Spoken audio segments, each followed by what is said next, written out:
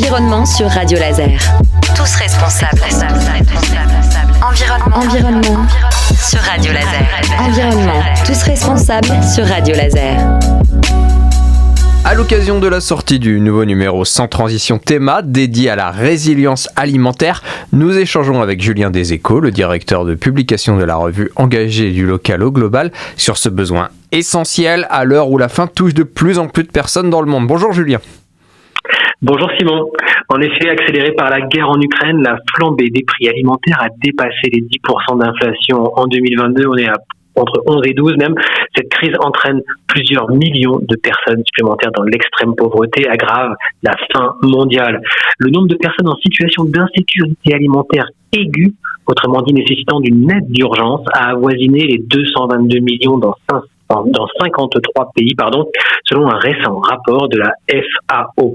Alors, face à cette crise internationale, il faudra mobiliser entre 5 et 7 milliards de dollars de dépenses supplémentaires pour aider les ménages vulnérables des 48 pays les plus touchés par la hausse des prix, souligne le FMI dans une étude parue cet automne. Et 50 milliards de dollars seraient nécessaires pour mettre fin à l'insécurité alimentaire dite aiguë, du moins temporairement. Plus près de chez nous, le Conseil national de l'alimentation, le CNA, vient de rendre un avis dans lequel il précise que la lutte contre la précarité alimentaire en France mobilisait avant la crise sanitaire 700 millions d'euros par an de financement public. Ces fonds ont même été portés à 1 milliard désormais face aux besoins grandissants des 7 millions de bénéficiaires. En fait, c'est entre 5 et 7 millions selon les sources. Toujours plus nombreux à frapper aux portes de l'aide alimentaire. Dans ce contexte d'urgence, tendre vers la résilience alimentaire, autrement dit, notre capacité à produire une alimentation saine et de qualité pour toutes et tous, malgré les risques majeurs auxquels nous sommes confrontés, est loin d'être acquise dans nos territoires. Changement climatique, sécurité alimentaire, rupture d'approvisionnement, raréfaction des ressources et de la biodiversité sont autant de risques développés dans cette édition spéciale Sans Transition que nous devons anticiper pour nous engager dans la résilience alimentaire.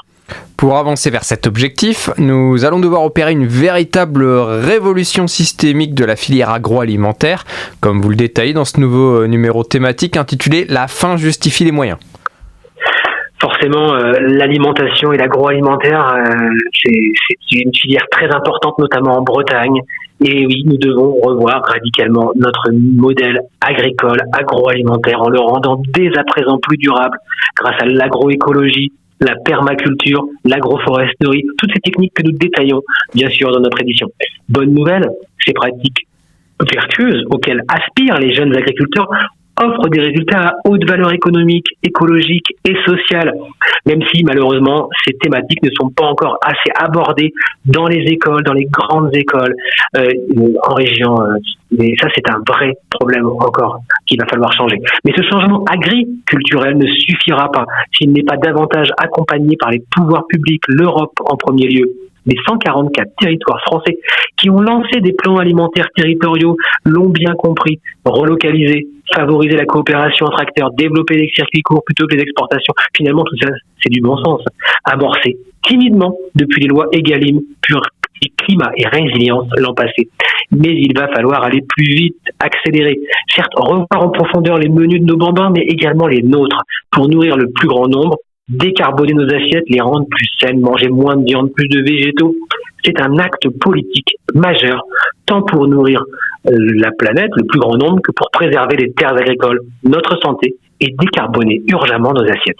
Merci Julien Deséchos, voilà de quoi réfléchir. Et pour continuer la réflexion, évidemment, on vous renvoie vers le dernier numéro de Sans Transition Théma, La faim justifie les moyens. Et puis pour plus d'informations, comme d'habitude, le site sans-transition-magazine.info. Merci Julien. Merci Simon, à bientôt.